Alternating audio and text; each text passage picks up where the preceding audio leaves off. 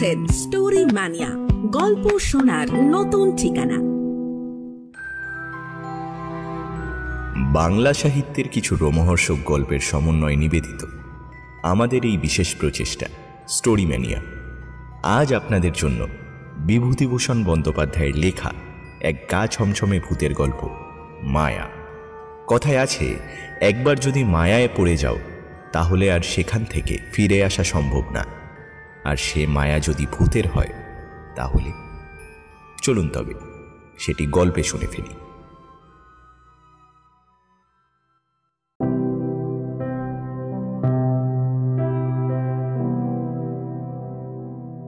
দুবছর আগেকার কথা বলি, এখনো যেন অল্প অল্প মনে পড়ে। সব ভুল হয়ে যায়। কি করে এলাম এখানে? বগুড়া থেকে রাস্তা চলে গেছে সিধা সিঁদরানির দিকে। চলি আমি সেই রাস্তা ধরেই। রাধুনী বামনের চাকরিটুকু আমার অনেক দিনের ছিল, আজ তাও গেল। যাক, তাতে কোনো দুঃখ নেই, কিন্তু দুঃখ এই অবিচারে চাকরিটা গেল যে ঘি আমি চুরি করিনি। কে করেছে আমি তাও জানি না, অথচ বাবুদের বিচারে আমি দোষী সাব্যস্ত হলাম। যাকগে, শান্তিপাড়া সর্ষে বেজের ডাঙ্গা পার হতে বেলা দুপুর গড়িয়ে গেল। খিদেও বেশ পেয়েছে, জোয়ান বয়স, হাতে সামান্য কিছু পয়সা থাকলেও খাবার দোকান এ পর্যন্ত অজপাড়া গায়ে আমার চোখে পড়ল না। রাস্তার এক জায়গায় ভারী চমৎকার একটি পুকুর। স্নান করতে আমি বরাবরই ভালোবাসি, সুতরাং পুকুরের ডাঙ্গা ঘাটে কাপড় নামিয়ে রেখে আমি জলে নামলাম। জলে অনেক পানা শ্যাওলা ছিল, সেগুলি সরিয়ে পরিষ্কার করে প্রাণ ভরে ডুব দিলাম। বৈশাখের শেষ, গরমও বেশ পড়েছে। স্নান সেরে সত্যিই ভারী তৃপ্তি হলো। শরীরে ঠান্ডা হলো বটে, কিন্তু খিদেতে পেট আমার তখনও জ্বলছে। এ সময় বনের কোনো ফলও নেই, চোখে তো পড়ল না আমি যেদিকে চাই। এমন সময় একজন বুড়ো লোক পুকুরে নাইতে এলেন। আমাকে দেখে তিনি বললেন, কি হে, তোমার বাড়ি কোথায়? আমি বললাম, আমি গরিব ব্রাহ্মণ, এই চাকরি খুঁজে বেড়াচ্ছি। তবে আপাতত বড় খিদে পেয়েছে, খাবো কোথায়? আপনি যদি একটু সন্ধান দিতে পারতেন খুবই ভালো হতো। বুড়ো লোকটি বললেন, আচ্ছা, দাঁড়াও, স্নানটা সেরে নি, তারপর সব ঠিক করে দেব।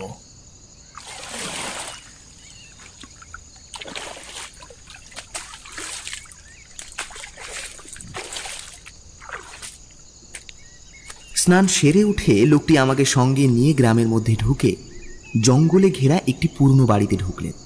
তারপর তিনি আমায় বললেন, আমার নাম হলো কি নিবারণ চক্রবর্তী।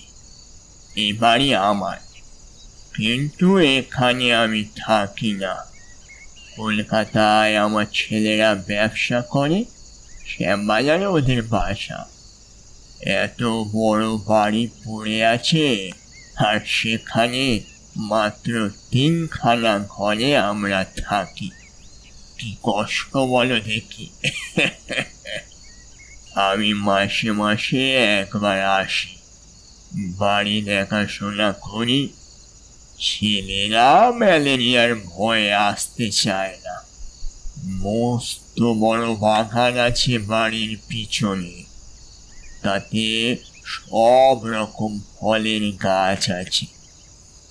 এগুলো সব 12 ভূতে খুলে খায়। তা তুমি থাকবে নাকি এখানে? জি, থাকতে পারি। তা কি কাজ করবে? রাঁধুনির কাজ। আচ্ছা আচ্ছা, বাহ। তা যে কদিন এখানে আছি সে কদিন এখানে রাঁধো, দুজন মিলে খাই। আচ্ছা। আমি রাজি হয়ে যেতে লোকটি যেন হঠাৎ ভারী খুশি হলেন। আমার খাওয়া দাওয়ার ব্যবস্থাও করে দিলেন তখনই, এবং খাওয়া দাওয়ার পরে আমাকে একটা পুরনো মাদুর আর একটা মোটা তাকিয়া বালিশ দিয়ে বললেন, নাও, একটু বিশ্রাম করে নাও। পথ হেঁটে বড়ই ক্লান্ত হয়ে পড়েছিলাম, তাই ঘুমিয়ে যখন উঠলাম বেলা তখন আর নেই। রাঙা রোদ বড় বড় গাছের উঁচু ডালে। এরই মধ্যে বাড়ির পেছনের জঙ্গলে শেয়ালের ডাক শুরু হলো। আমি বাইরে গিয়ে এদিক ওদিক খানিকটা ঘুরে বেড়ালাম। যেদিকেই চাই সেদিকে পুরনো আম কাঁঠালের বন আর জঙ্গল। একটা লোকের বাড়ি পর্যন্ত আমার নজরে পড়ল না। জঙ্গলের মধ্যে কেবল এক স্থানে একটা ভাঙা দেউল দেখতে পেলাম। তারই মধ্যে উঁকি মেরে দেখি বুড়ো নিবারণ চক্রবর্তী বসে তামাক খাচ্ছেন। আমাকে দেখতে পেয়ে তিনি বললেন, ওই হে বাবু, তুমি চা করতে জানো? তা একটু চা করো দেখি, আর একটু চিড়ে ভাজো।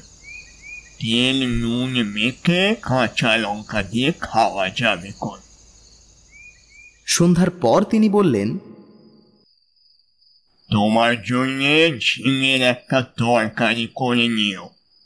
রান্নাঘরের পেছনে ঝিঙে আছে, আলো হাতে নিয়ে তুলে আনো এই বেলা। আর একটা কথা, রান্নাঘরে সব সময় আলো জ্বেলে রাখবে, বুঝেছ? যে আজ্ঞে, তা তো রাখতেই হবে। অন্ধকারে কি রান্না করা যায়? হ্যাঁ হ্যাঁ, তাই বলছি। মস্ত বড় বাড়ি, ওপরে নিচে বোধ হয় 14-15টা ঘর হবে। এছাড়া টানা বারান্দা, 2-4খানা ছাড়া অন্য সব ঘরে তালা দেওয়া। রান্নাঘরের সামনে মস্ত বড় লম্বা রোয়াক, আর রোয়াকের ওমুড়োয় 4-5টা নারকেলের গাছ আর একটা বাতাবি লেবুর গাছ। ঝিঙে তুলতে হলে এই লম্বা রোয়াকের ওমুড়োয় গিয়ে আমায় উঠোনে নামতে হবে, তারপর ঘুরে রান্নাঘরের পেছনের দিকে যেতে হবে। তখনও সম্পূর্ণ অন্ধকার হয়নি, সুতরাং আলোর দরকার নেই ভেবে আমি এমনি হাতে ঝিঙে তুলতে গেলাম। বাবা, কি আগাছার জঙ্গল রান্নাঘরের পেছনে! বুনো ঝিঙে গাছ, যাকে এঁটো গাছ বলে, অর্থাৎ এমনি বীজ পড়ে যে সকল গাছ হয়। অনেক ঝিঙে ফলেছে দেখে আমি বেছে বেছে কচি ঝিঙে তুলতে লাগলাম। হঠাৎ আমার চোখ পড়ল একটি বউয়ের মতো কি মেয়ে ছেলে আমার সামনাসামনি, এই 10-12 হাত দূরেই ঝোপের মধ্যে নিচু হয়ে আধ ঘোমটা দিয়ে আমারই মতো ঝিঙে তুলছে। দুবার আমি চেয়ে দেখলাম, তারপর পেছনে ফিরে 7-8টা কচি ঝিঙে তুলে আসবার সময় আরও একবার চেয়ে দেখলাম। দেখি বউটি তখনও ঝিঙে তুলছে। নিবারণ চক্রবর্তী বললে, তা কই বাবা, ঝিঙে পেলে? আগে হ্যাঁ, অনেক ঝিঙে হয়ে আছে। আরেকজনকে তুলছিল ওইদিকে। নিবারণ বিস্ময় সুরে বললেন, সে কি, কোথায়? ওই তো রান্নাঘরের পেছনে, বেশি জঙ্গল যে দিকটাতে। পুরুষ মানুষ? না, একটা বউ মতো কে যেন। নিবারণ চক্রবর্তীর মুখ কেমন যেন একটা হয়ে গেল। তিনি বললে, কোথায় বউ? চলো তো দেখি। আমি তাকে সঙ্গে করে রান্নাঘরের পেছনে দেখাতে গিয়ে দেখি কিছুই না। নিবারণ বললে, কই বউ? ওই তো ওইখানেই ছিল, ওই ঝোপটার কাছে। যত সব। চলো, দিনে দুপুরে বাবু বউ দেখছে। আমি একটু আশ্চর্য হলাম। যদি একজন পাড়া গায়ের বৌঝি দুটো জঙ্গলে ঝিঙে তুলতে এসেই থাকে, তাতে এত খাপ্পা হওয়ার কি আছে? আর তাছাড়া আজ না হয় উনি এখানে আছেন, কিন্তু কাল যখন তিনি কলকাতায় চলে যাবেন, তখন জঙ্গলে ঝিঙে কে পাহারা দেবে? রাত্রে খাওয়া দাওয়ার পর চক্রবর্তী বুড়ো আবার সেই ঝিঙে চুরির কথা তুললে। তিনি বললে, আলো নিয়ে যাওনি কেন ঝিঙে তুলতে? তোমায় তো আমি আলো হাতে নিয়ে যেতে বলেছিলাম, মনে নেই? তা কেন যাওনি শুনি? আমি বুঝলাম না তাতে কি দোষ হলো। বুড়োটা খিটখিটে ধরনের। বিনা আলোতে যখন আমি সবকিছু দেখতেই পাচ্ছি, এমনকি ঝিঙে চুরি করা বউকেও পর্যন্ত, তখন আলো না নিয়ে আমি দোষটা করেছি কি? বুড়ো বললে, না না, সন্ধ্যের পর সব সময় কাছে আলো রাখবে, বুঝেছ? কেন? না, তাই বলছি। তা বাবা, তোমার বয়স কত যেন? এই 37-38 হবে। অনেক কম বয়স আমাদের চেয়ে। আমার হলো গিয়ে 63। যা বলি কান পেতে শোনো। আগে নিশ্চয়। রাত্রে শুয়ে আছি, ওপরের ঘরে কিসের যেন একটা খটখট শব্দে আমার ঘুম ভেঙে গেল। জিনিসপত্র টানাটানির শব্দ, কে বা কারা যেন বাক্স বিছানা এখান থেকে ওখানে সরাচ্ছে, ভারী জিনিস সরাচ্ছে। বুড়ো সকালে কলকাতায় যাবে, তাই বোধহয় জিনিসপত্র গোছাচ্ছে, কিন্তু এত রাত্রে কি বাতিগ্রস্ত মানুষ রে বাবা। সকালে উঠে বুড়োকে বলতে বুড়ো অবাক হয়ে গেল। আমি? হ্যাঁ, অনেক রাত্রে। ও হ্যাঁ, মানে না, না, ঠিক ঠিক ঠিক ঠিক। তা আমাকে বললেই হতো, আমি গুছিয়ে দিতাম। চক্রবর্তী বুড়ো আর কিছু না বলে চুপ করে গেল। বেলা 9টার মধ্যে আমি ভাত, ডাল আর ঝিঙে ভাজা রান্না করলাম। খেয়ে দে পোটলা বেঁধে সে রওনা হলো কলকাতায়। যাওয়ার সময় বারবার বলে গেল, নিজের ঘরের লোকের মতো থেকো ঠাকুর। পেয়ারা আছে, আম কাঁঠাল আছে, উৎকৃষ্ট পেঁপে আছে, তরি তরকারি পোতো। আমার খাস জমি পড়ে আছে 3 বিঘে। ভদ্রাসন হলো 1.5 বিঘের ওপর। লোকের অভাবে জঙ্গল হয়ে গেছে। খাটো, তরি তরকারি উৎপন্ন করো, খাও, বেচো। তোমার নিজের বাড়ি ভাববে, দেখাশোনা করবে, থাকবে, কোনো ভাবনা নেই। আর হ্যাঁ, আর একটা কথা। কি? চক্রবর্তী বুড়ো অকারণে সুর খাটো করে বললে, কত লোকে ভাবছি দেবে, কারো কথা শোনো না যেন। বাড়ি দেখাশোনা যেমন করবে, নিজের মতো থাকবে, কোনো কথায় কান দেবে না। গাছের ফল ফুলুরি সব তুমি খাবে। 2 ঘর তোমার জন্য খোলা রইল। তাহলে এবার আমি আসি, সাবধানে থেকো।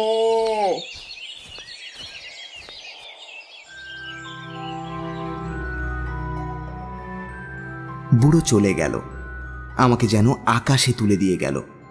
আরে এত বড় বাড়ির বড় বড় 2খানা ঘর আমার ব্যবহারের জন্য রয়েছে, তাছাড়া বারান্দা, রান্নাঘর, রোয়াক তো আছেই। বাড়িতে পাতকুয়ো, সুতরাং জলের কোনো কষ্ট নেই। 10টা টাকা আগামও দিয়ে গিয়েছে বুড়ো। প্রায় আধমনটার সরু আতপ চালও আছে।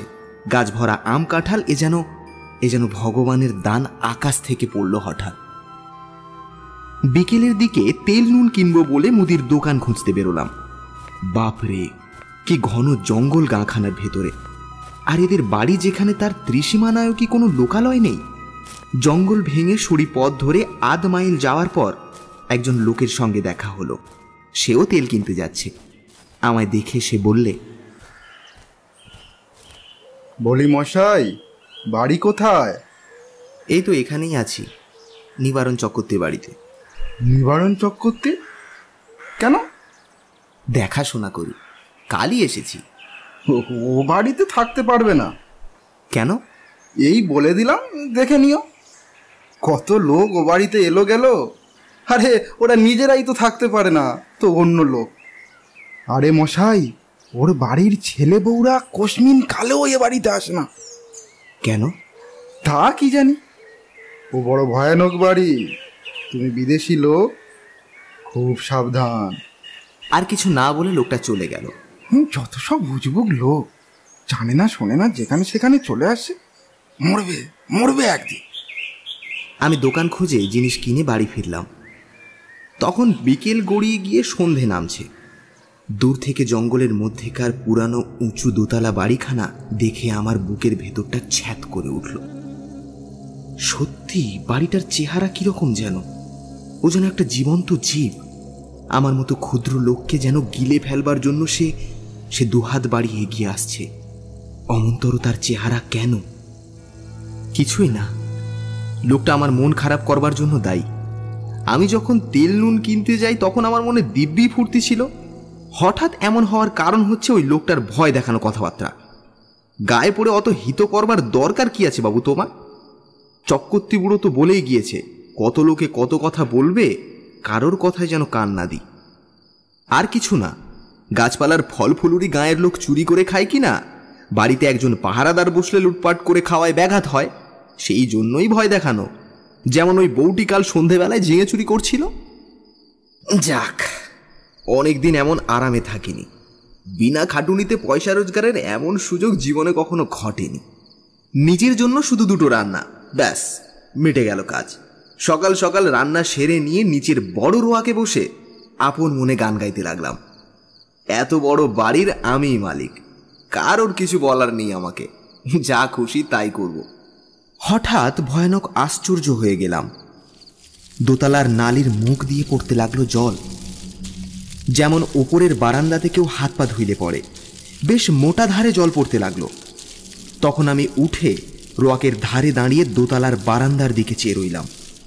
তখনও জল পড়ছে সমানে, মোটা ধারায়। ওপরের সিঁড়ির দরজায় তালা দেওয়া, চাবি চক্রবর্তী মশাই নিয়ে গিয়েছেন, সুতরাং দোতলায় যাওয়ার কোনো উপায় নেই আমার। কিন্তু এ জল কোথা থেকে পড়ছে? মিনিট 10 পড়ার পর জলের ধারা বন্ধ হয়ে গেল।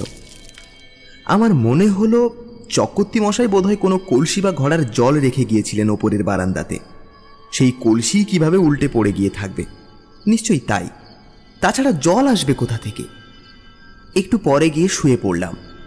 আলো নিভিয়ে শুয়ে পড়বার সঙ্গে সঙ্গে আমার চোখে ঘুম জড়িয়ে এলো। অনেক রাত্রে একবার ঘুম ভেঙে গেল। জানালা দিয়ে সুন্দর জ্যোৎস্না এসে পড়েছে বিছানায়। কি একটা ফুলের গন্ধ আসছে, বেশ সুবাস ফুলের। কি ফুল? ঘুমের ঘরেই ভাবছি, কোনো সুগন্ধিওয়ালা ফুল তো বাড়ির কাছাকাছি দেখিনি। তড়াক করে লাফিয়ে উঠলাম। ও কি! জানালার সামনে দিয়ে একটা বউ চলে গেল রোয়াকবে। হ্যাঁ, স্পষ্ট দেখেছি, ভুল হবারই নয়। আমি তখনই উঠে দরজা খুলে রোয়াকে গিয়ে দাঁড়ালাম।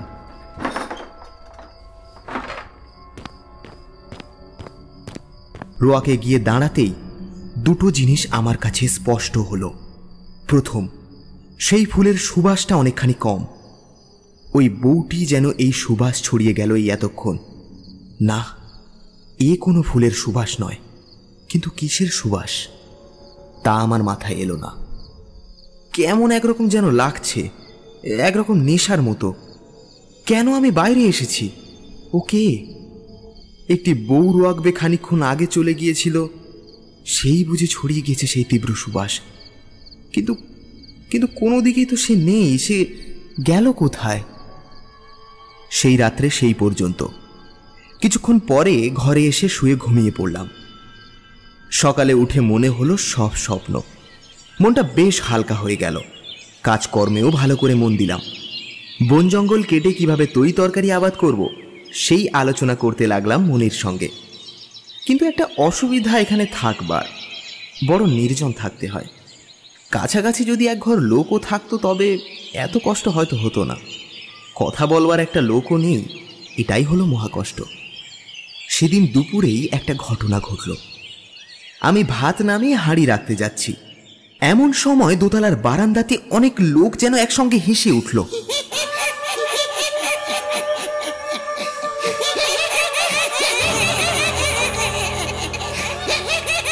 সে কি ভীষণ অট্ট হাসি! আমার গা যেন দোল দিয়ে উঠল সে হাসি শুনে। খিলখিল করে হাসি নয়, একেবারে খলখল করে হাসি। আকাশ বাতাস থমিয়ে উঠল সে হাসির শব্দে। আমি ভাত ফেলে রেখে দৌড়ে গেলাম। রোয়াকে গিয়ে ওপরের দিকে তাকিয়ে দেখি কিছুই না। দরজা যেমন বন্ধ, ওপরের ঘরের সারবন্দি জানলাও ঠিক তেমনই বন্ধ। হাসির লহর তখন থেমে একেবারে নিশ্চুপ হয়ে গিয়েছে। ব্যাপার কি? কোনো বদমাশ লোকের দল ওপরে আড্ডা বাঁধল নাকি? ওপরে সিঁড়ির মুখে গিয়ে দেখি দরজাতে ঠিক তেমনই কুলুপ ঝুলছে। আমার ভয় হয়নি, কেননা দিনমান, চারিদিকে সূর্যের আলো। এ সময় মনের মধ্যে কোনো ভূতের সংস্কার থাকে না। এই হাসি যদি আমি রাত্রে শুনতাম তবে বোধহয় ভয়ে অজ্ঞান হয়ে যেতাম। চাবি দিয়ে দাঁত খুলতে হতো। রান্নাঘরে ফিরে এসে ভাতের ফ্যান গেলে ঝিঙের তরকারি চাপিয়ে দিই। প্রচুর ঝিঙে জঙ্গলে ফলেছে, যত ইচ্ছে তুলে নিয়ে রান্না করো। আমারই বাড়ি, আমারই ঝিঙেলতা। মালিক হওয়ার যে একটা মাদকতা আছে তা আমি কাল থেকেই বুঝছি। আমার মতো গরিব মানুষের জীবনে এমন জিনিস এই প্রথমই। কান পেতে রইলাম উপরের ঘরের কোনো শব্দ আসছে কিনা শুনতে। ছুঁচ পড়ার শব্দও পেলাম না। সুতরাং খেয়ে দিয়ে নিজের মনে বিছানায় গিয়ে শুয়ে ঘুমিয়ে পড়েছি। ঘুমের মধ্যে শুনছি যেমন কোনো বিয়ে বাড়িতে ঘর ভর্তি লোকের মধ্যে ঘুমিয়ে পড়লে লোকজনের গলার শব্দ ঘুমের মধ্যে পাওয়া যায়। হয়তো সবটাই মনের ভুল, মনের সেই যে ভাব হয়েছিল হাসি শুনে তারই ফল। এরপর 9 দিন আর কোনো কিছুই ঘটেনি। মানুষের মনের অভ্যাস, অপ্রীতিকর জিনিসগুলোই তাড়াতাড়ি দিব্যি ভুলে যেতে চায়, আর পারেও ভুলে যেতে। আমি নিজের মনকে বোঝালাম ওসব কিছু না, কি শুনতে কি শুনেছি, বউ দেখাও চোখের ভুল আর হাসি শোনাও কানের ভুল, সবই ভুল। এই কদিনে আমার শরীর বেশ সেরে উঠল। খাই দাই আর শুধু ঘুমাই, কাজকর্ম কিছুই নেই। কেমন একরকম কুড়েমি যেন আমায় পেয়ে বসেছে। আমি সাধারণত খুব খাটিয়ে এলো, শুয়ে বসে থাকতে আমি খুব একটা ভালোবাসি না, কিন্তু অনেক দিন ধরে অতিরিক্ত খাটুনির ফলে কেমন একরকমের অবসাদ এসে গিয়েছে, শুধু আরাম করতে ইচ্ছে হয়। 9 দিনের দিন বিকেলে মনে হলো রান্নাঘরের পেছনের সেই ঝিঙে জঙ্গলটা কেটে একটু পরিষ্কার করি, অবশ্য ঝিঙে লতাগুলো বাঁচিয়ে। ওখানে মানের চারা পুঁতব। আর একটা চাল কুমড়োর ইঁটো লতা হয়েছে এই জঙ্গলের মধ্যে, সেটা বাঁশের কঞ্চি দিয়ে রান্নাঘরের ছাদে উঠিয়ে দেব। এই বাড়িতে কাজ করেও সুখ আছে, কারণ দা, কোদাল, কাস্তে, নিড়েন, শাবল, কুড়ুল সবই মজুদ আছে। ঘরের কোণে আবার একটা হাত কোদালও স্তক। অল্পক্ষণ মাত্র কাজ করেছি, এই আধ ঘন্টা হবে বোধহয়। হঠাৎ দেখি সেই বউটি ঝিঙে তুলতে এসেছে। নিচু হয়ে ঝোপের মধ্যে সে ঝিঙেও তুলছে। সঙ্গে সঙ্গে দোতলার ঘরগুলোর মধ্যে এক মহা কলরব উপস্থিত হলো। অনেকগুলো লোক, আন্দাজ মতো এই জন 50 একসঙ্গে যেন হৈ হৈ করে উঠল। সব দরজা জানালা যেন এক ঝাপটা লেগে একসঙ্গে খুলে গেল। বন কাটা ফেলে রেখে আমি উপরের দিকে চেয়ে রইলাম। সামনের রোয়াকে এসে দাঁড়ালাম, কিন্তু কই, একটা জানালা দরজার কপাটও পর্যন্ত খোলেনি দোতলায়। যেমন ছিল ঠিক তেমনই আছে। ব্যাপারটা কি? বাড়িটার মৃগী রোগ আছে কি? মাঝে মাঝে একটা বিকট চিৎকার করে ওঠে কেন? এসব তো ভুল হওয়ার কোনো কথা নয়। সম্পূর্ণ সুস্থ মনে কাজ করতে করতে এ চিৎকার আমি এইমাত্র শুনলাম। এখন আবার চারিদিকে নিস্তব্ধ, কোনো দিকে কোনো শব্দও নেই। সেই বউটি আবার ঝিঙে তুলতে এসেছে সেই গোলমালের মধ্যে। দৌড়ে গেলাম রান্নাঘরের পেছনে। আশ্চর্য, সেখানেও কেউ নেই।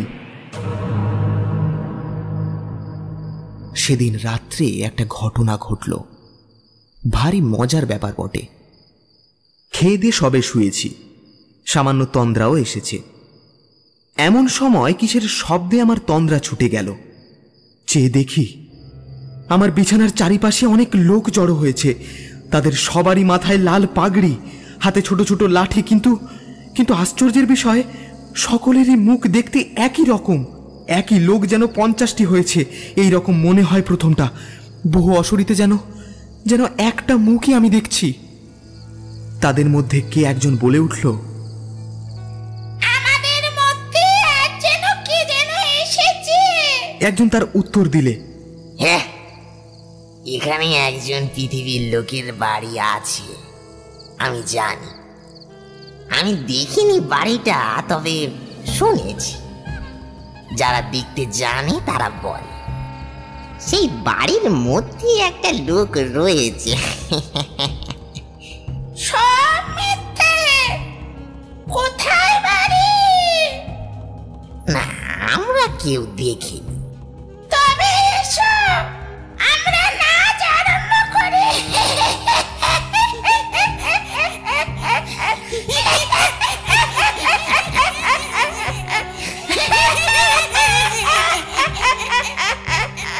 বাপরে বাপ, সে কি কাণ্ড! অতগুলো লোক একসঙ্গে ঢোল বাজিয়ে এক তাণ্ডব নৃত্য শুরু করে দিলে। আমার দেহের মধ্য দিয়ে কতবার যে তারা এলো গেল, তার সঙ্গে সঙ্গে একটা বিকট চিৎকার আর হল্লা। আমার বিছানার বা আমার কোনো অংশ তারা স্পর্শ করলে না। আমি যে সেখানে আছি তাও তারা জানে না। আমার অস্তিত্ব সম্পর্কে ওরা আদৌ সচেতন নয়। ওদের হুঙ্কার আর বৈভব নৃত্যে আমি জ্ঞান শূন্য হয়ে গেলাম।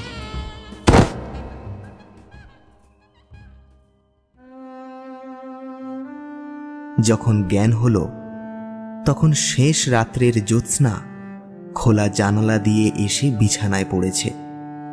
সেই ফুলের অতি মৃদু সুবাস ঘরের ঠান্ডা বাতাসে আমি আধো অচেতনভাবে জানালার বাইরের জ্যোৎস্না মাখা গাছপালার দিকে তাকিয়ে রইলাম। কতক্ষণ পরে জানি না ভোর হয়ে গেল। বিছানা ছেড়ে উঠে দেখি ঘুমের কোনো ব্যাঘাত হয়নি। সুনিদ্রা হলে শরীর যেমন ঝরঝরে আর সুস্থ হয় ঠিক তেমনই বোধ করছি। তবে সে ভূতের নাচ কে দেখেছিল? সে নাচ কি তবে ভুল? খেয়ে দে পরম আরামে শুয়ে ঘুমিয়ে পড়ে আমি স্বপ্ন দেখেছি? তাই যদি হয় তবে এই শেষ রাত্রের ঠান্ডা বাতাসে যে ফুলের সুবাস আমি পেয়েছি তা এলো কোথা থেকে? সেই বউটি যখন চলাফেরা করে তখনই অমন সুবাস ছড়ায় বাতাসে। সুবাসটা ভুল হতে পারে না। এখনো সে গন্ধ আমার নাকে লেগে রয়েছে। কোনো অজানা বনফুলের সুবাস হয়তো। তাই হবে। তেল কিনতে গিয়েছি দোকানে। দোকানি বললে, কিরকম আছো বলি, কিছু দেখেছ নাকি? না। শুনেছ কিছু? না। খুব বাঁচা বেঁচে গেছো তুমি। তোমার আগে যারা ওখানে থাকতো তারা সবাই একটি বউকে দেখতো ওখানে। প্রায় এমন হতো শেষে ও বাড়ি ছেড়ে তারা নড়তে পারতো না।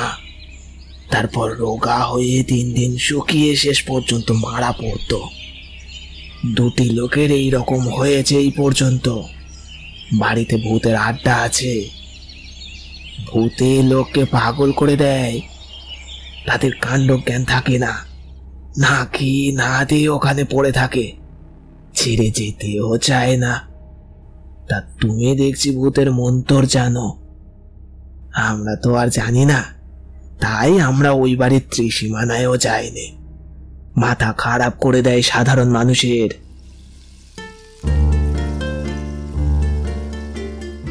তেল নিয়ে চলে এলাম। আর ভাবতে ভাবতে এলাম, মাথা খারাপ হওয়ার সূত্রপাত আমারও হলো নাকি? বাড়ির ত্রিসীমানায় পা দিতেই আমার মনে হলো, না, সবই ভুল। পরম সুখে আছি। এ ছেড়ে কোথায় যাব? বেশি তো আছি, খাসা আছি, তোফা আছি। সেই থেকে আজ 2 বছর পড়ে আছি এই বাড়িতে। চক্রবর্তী মশাই মাইনে টাইনে কিছুই দেয় না, তাতে আমার কিছু যায় আসে না। বাড়ি দেখাশোনা করি, বেগুন কলা বেচি, দিনরাত ওদের নৃত্য দেখি, আর ওদেরই মধ্যে বাস করি। ব্যাস, 1 পাও যায় না এই বাড়ি ছেড়ে।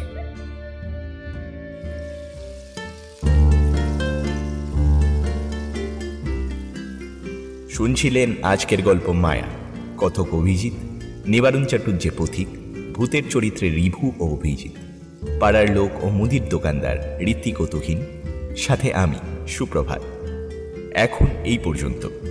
পরের বার আরও এক রোমহর্ষক গল্প নিয়ে হাজির হব আমরা। ততক্ষণ শুনতে থাকুন, শোনাতে থাকুন আমার প্রিয়, আপনার প্রিয় স্টোরি ম্যানিয়া। সাথে সুস্থ থাকুন, ভীষণ ভালো থাকুন। ধন্যবাদ।